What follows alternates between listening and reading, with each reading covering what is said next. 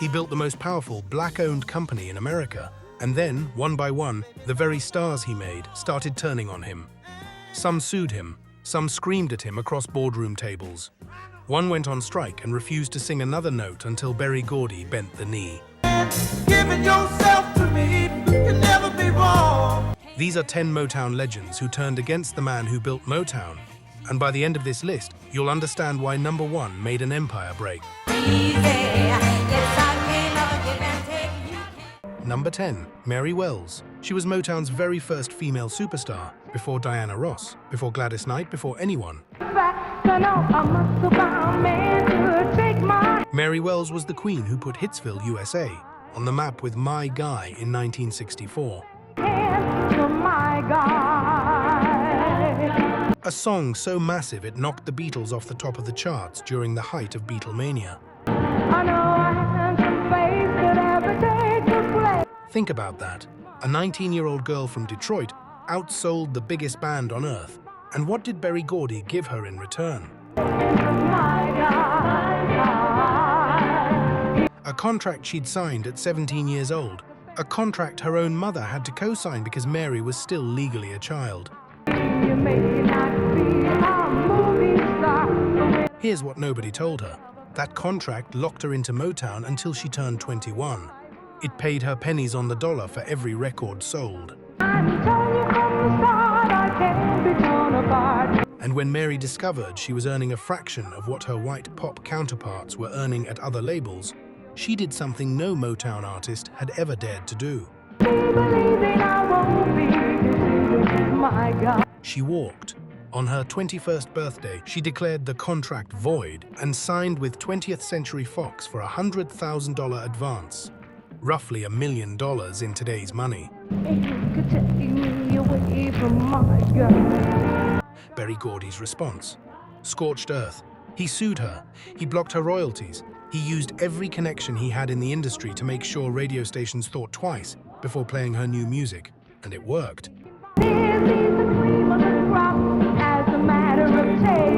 Mary Wells, the woman who built Motown's foundation, never had another major hit. She spent the rest of her life struggling financially. When she was diagnosed with throat cancer in the late 80s, she was so broke she couldn't afford treatment. Fellow artists had to hold benefit concerts just to pay her medical bills. She died in 1992 at age 49. The original Motown queen, abandoned by the kingdom she built. But Mary's story is just the warning shot, because the next artist on this list didn't just lose money. He lost his mind trying to escape Berry Gordy's grip. If you enjoyed this video, we invite you to subscribe and turn on notifications so you never miss an update, and the real stories behind the music that built the world we live in. Don't miss the next one. We will see you there. Back to the countdown. Number 9, David Ruffin, the voice. That raspy, desperate, gut-punching voice that made my girl immortal. Than you ever have. David Ruffin was the lead singer of The Temptations during their absolute peak, and for a brief, blinding moment, he was arguably the most charismatic black male vocalist in America. He drove a mink-lined limousine. He demanded his name above the group on marquees. He believed with every fiber of his being that he was the star, and the numbers backed him up. Here's the part Motown didn't want anyone to know. Keep walking out the door.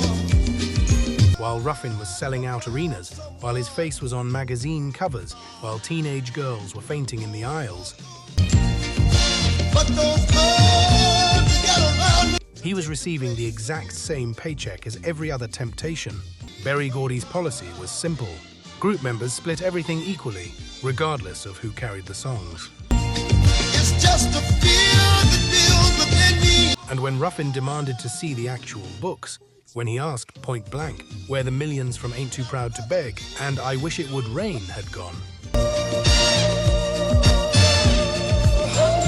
Motown's response was to fire him from the group in 1968. But here's where it gets sinister. They didn't just fire him. They sued him for breach of contract. They blocked him from performing his own hit songs as a solo act.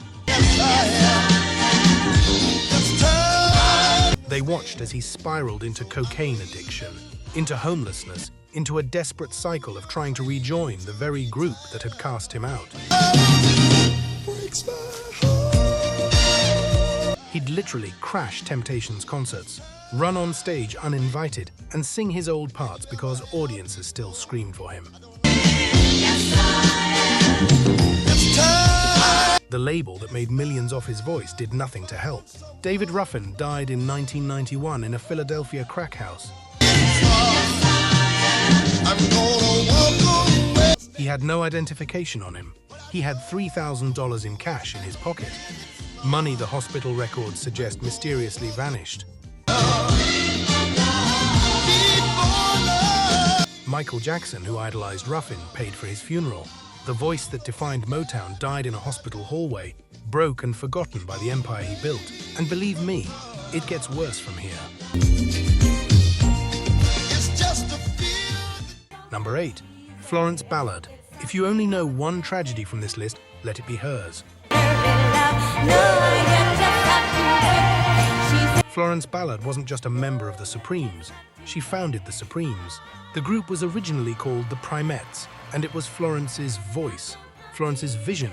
She said, just give it time, no matter how long. Florence's drive that brought Diana Ross and Mary Wilson into her orbit in the first place. She was the powerhouse, she was the soul, and in the early days, she was the lead singer.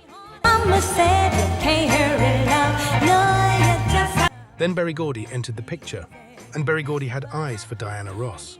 Suddenly, Florence was pushed to background vocals. Suddenly, Diana got every lead. Suddenly, the group was being rebranded as Diana Ross and the Supremes. Florence watched, helpless, as the group she created was hijacked in real time. She started drinking, she gained weight, she missed performances. And in 1967, Motown forced her out and made her sign a release. A release that, according to her later testimony, paid her a one-time settlement of around $160,000. That sounds like a lot. Until you realize the Supremes generated tens of millions of dollars during her tenure. Until you realize her lawyer at the time was being paid by Motown. Until you realize she signed away every future royalty, every residual, every cent she'd ever earned from the songs she helped make famous. By 1975, Florence Ballard, founder of the most successful female group in music history, was on welfare in Detroit. She had 3 young daughters. She had no money for food. She had no money for rent. She died of cardiac arrest in February 1976 at age 32.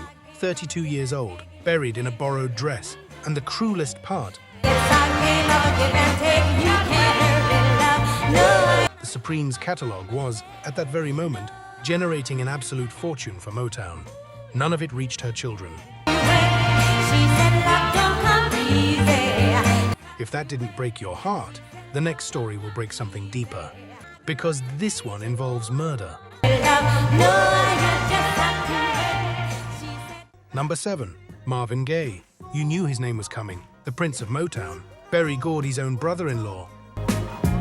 If the love is true, The man whose What's Going On album is widely considered one of the greatest records ever made by anyone, in any genre, in any era. And yet, the story behind that album is a story of war.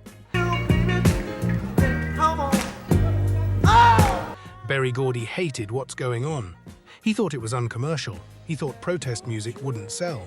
He literally refused to release it and told Marvin to his face that it would, quote, destroy his career. Wonderful life can be. Marvin had to threaten to go on strike, threaten to leave Motown entirely, just to get his own masterpiece distributed. And when it became one of the best-selling albums of the decade, Berry Gordy took credit for, quote, trusting Marvin's vision. I'm asking you, baby. But here's what's really sickening. Marvin Gaye's royalty rate at Motown was reportedly around 3%. 3%. For an artist of his caliber, for an artist married to the boss's sister. Sugar, let's get it on. Mainstream white acts at the time were earning 15, sometimes 20%. Marvin spent years in tax hell because of how Motown structured his contracts. Let's get it on. He fled to Europe to escape the IRS. He battled addiction. He battled depression. He battled the ghost of a label that he believed had used his genius and given him crumbs. When he was murdered by his own father in 1984, his estate was reportedly in the negative. Negative.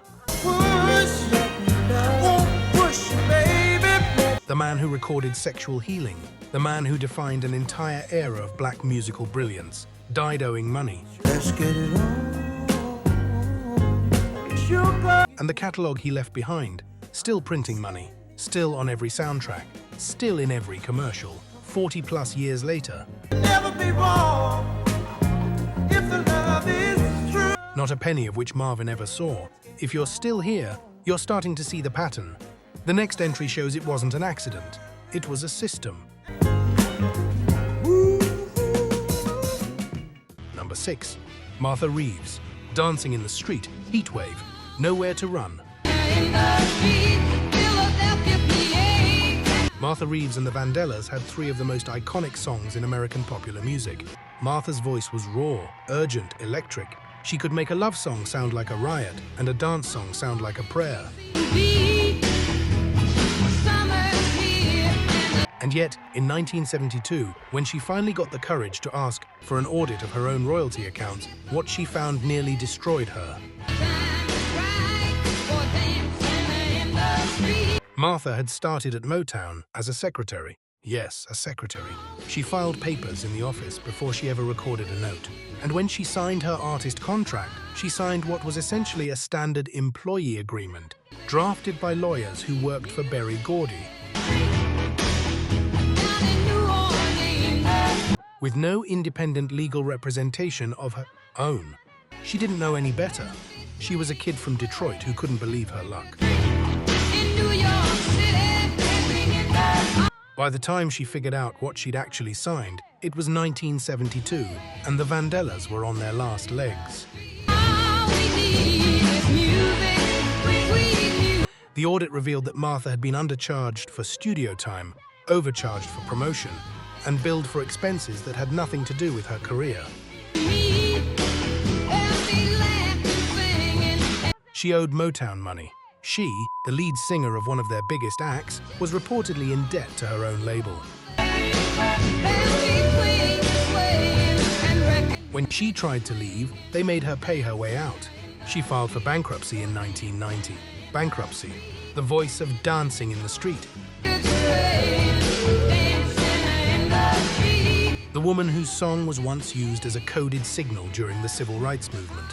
She rebuilt her life through touring, through grit, through refusing to die quietly. But the millions she should have earned from her own recordings? Gone. Vanished into the Motown machine. And to this day, she's spoken openly about how Berry Gordy's accounting practices destroyed an entire generation of artists. We're halfway through. And the next 5 stories are even darker. Number 5. The Funk Brothers. This one isn't about a singer. This one is about the ghosts. The Funk Brothers were the in-house band at Motown. The musicians who actually played on every single hit you've ever loved. James Jamerson on bass, Benny Benjamin on drums, Earl Van Dyke on keys. These men, this collective of mostly black session musicians,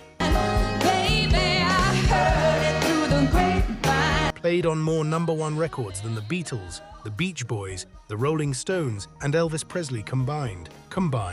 Let that sink in. And how were they credited on the records? They weren't. That you let me go. Their names didn't appear on a single album cover until decades later. They were paid a flat session fee, around $10 per song in the early years. No royalties, no residuals, no publishing, nothing. Berry Gordy's policy was that the musicians were anonymous craftsmen, interchangeable, replaceable. Meanwhile, those bass lines, those drum fills, those keyboard riffs were generating hundreds of millions of dollars in revenue. Now people say believe hell for what you see. James Jamerson, arguably the most influential bass player in popular music history. Son and none of what you hear. The man whose playing inspired everyone from Paul McCartney to Flea, died in 1983 of complications from alcoholism, broke and largely forgotten. I can't hide, be confused. He'd been living in a tiny apartment in Los Angeles, drinking himself to death because he couldn't reconcile being the most important bassist alive with being unable to pay his electric bill. If it's true, please tell me. Benny Benjamin died of a stroke in 1969, also broke. I bet you wonder how I knew about your... Earl Van Dyke spent his later years teaching high school music in Detroit because there was no royalty stream coming in. 20 session musicians, hundreds of hits, billions of dollars in catalog value, and almost none of them ever owned a piece of it. The documentary, Standing in the Shadows of Motown, finally told their story in 2002. Mother girl you knew before, But by then, half of them were already dead. The next story is even more personal, because it's about a man who saw what was happening and tried to warn everyone, and paid the ultimate price for it. not much longer. Number 4. Eddie Kendricks, the falsetto. That impossibly high, impossibly smooth voice on Just My Imagination. I pray each day your name. Eddie Kendricks was the other half of the Temptations' soul, the gentle counterweight to David Ruffin's grit. And when he left the group in 1971 to go solo, he did something that terrified Motown. He started talking, openly, to anyone who would listen about the contracts, about the accounting. About the fact that Temptations members, despite a decade of platinum success, were essentially earning working-class wages. Eddie had a brief solo run with Keep On Truckin' hitting #1 in 1973. But Motown's promotional support for him was conspicuously, suspiciously thin. He'd later allege in interviews that the label deliberately underpromoted his solo work to make an example of him. To show every other artist watching what happens when you speak up. By the late 70s, Eddie was struggling.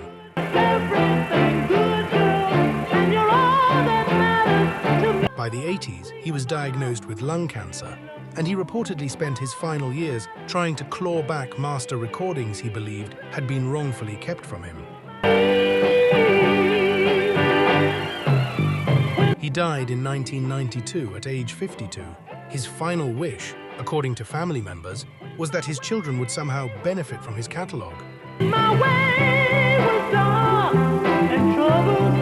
They've spent the 3 decades since fighting for scraps. And the cruelest twist, every wedding, every prom, every slow dance for the last 50 years has featured a Kendricks vocal somewhere in the rotation. He sang the soundtrack to America's love stories, and he died believing he'd been robbed. In every love song I sing. We're entering the top 3 now, and these final stories aren't just about money. They're about a calculated, deliberate dismantling of the people who built the empire. If you enjoyed this video, we invite you to subscribe and turn on notifications so you never miss an update, and the real stories behind the music that built the world we live in. Don't miss the next one. We will see you there. Back to the countdown. Number 3, the Marvelettes. Please, Mr. Postman. Please, Mr. Postman. Motown's very first #1 hit, before the Supremes, before the Temptations, before any of it. The Marvelettes. 5 teenage girls from Inkster, Michigan, gave Berry Gordy his first taste of nationwide success in 1961. And what did Berry Gordy give them? Almost nothing. Gladys Horton, the lead singer on Please Mr. Postman, reportedly received a flat session fee for that recording. Total. For the song that launched the entire Motown dynasty, she'd later say in interviews that her cut of the song's earnings over decades of radio play, of cover versions, of soundtrack placements, of the Beatles literally covering it and selling millions, amounted to a pittance, a literal pittance. While the publishing rights controlled by Motown generated continuous, massive income for the company. When the Marvelettes broke up in 1969, the members went their separate ways with virtually nothing to show for it. Gladys Horton suffered a stroke in 2000 and was confined to a nursing home. Please check and see just one more time. The woman who sang the first Motown #1 hit spent her final years in a state-funded care facility. The royalty checks she did receive were reportedly small enough that they barely covered her supplemental medical costs. She died in 2011. And here's the kicker. Every time you hear Please Mr. Postman on the radio, every time it plays in a movie, every time someone covers it on a singing competition show,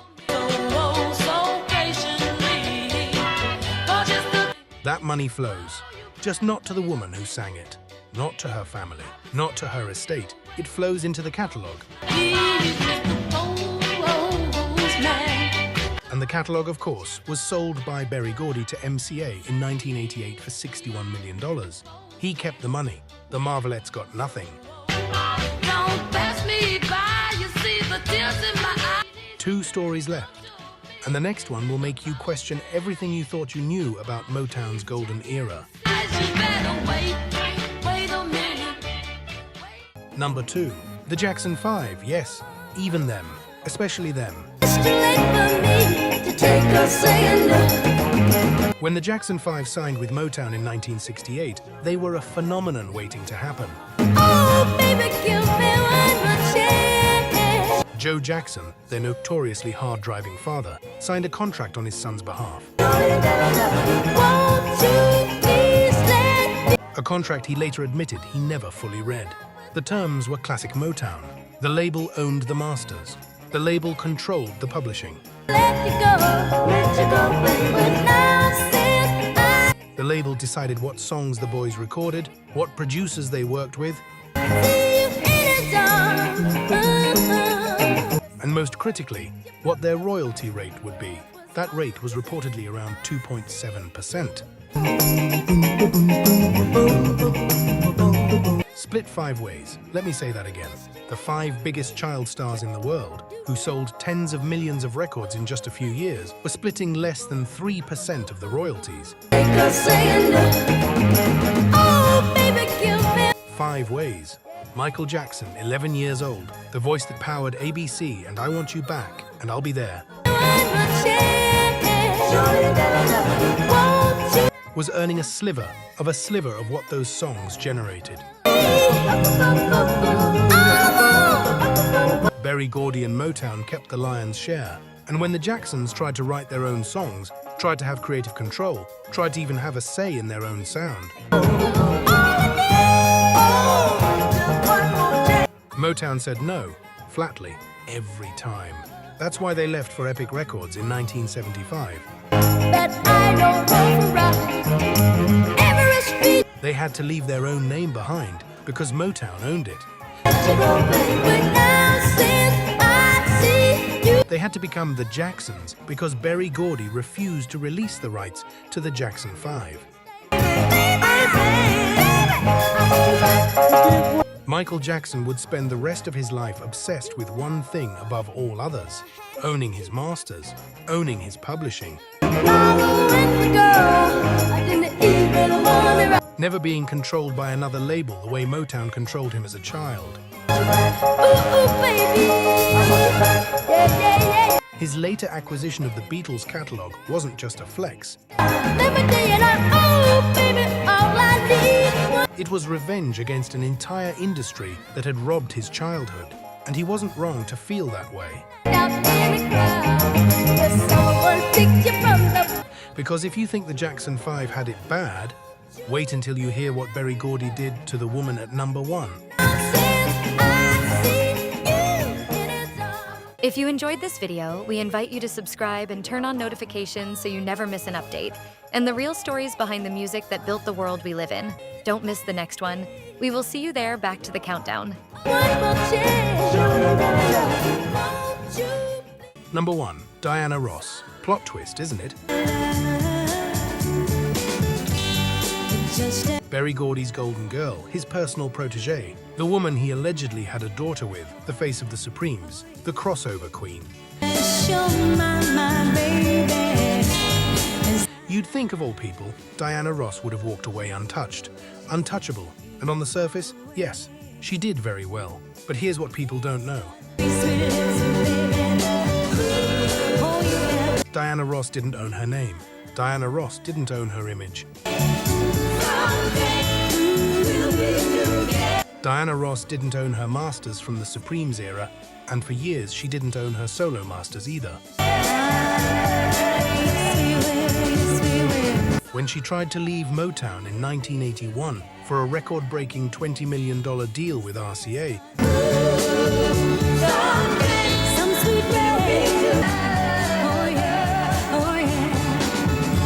Berry Gordy reportedly extracted concessions that gave him control over her back catalogue for decades.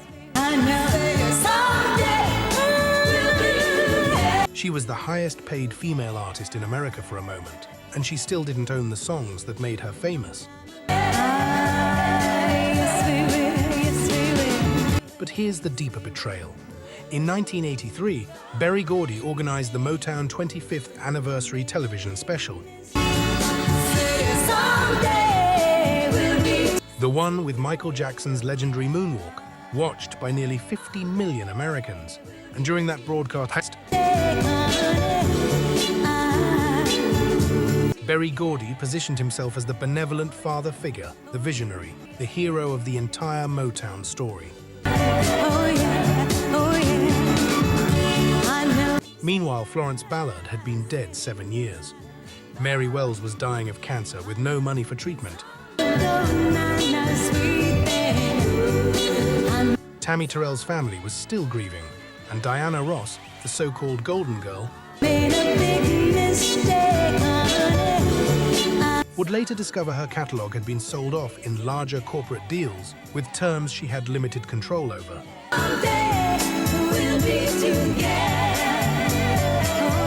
She'd say in interviews decades later that her relationship with Motown was, quote, the most complicated relationship of my life. The diplomatic version. The real version is that the most successful woman in Motown history spent years in legal disputes trying to reclaim ownership of her own art. If even Diana Ross, the favorite, couldn't escape clean, what chance did anyone else have? Berry Gordy sold Motown Records to MCA in 1988 for $61 million. He sold Jabet, the publishing arm, in pieces for hundreds of millions more. He became a billionaire. He bought a mansion in Bel Air. He received Kennedy Center honors. He was hailed as a black entrepreneurial genius, and he was. But he was also a man who built that fortune on the backs of artists who signed contracts as teenagers,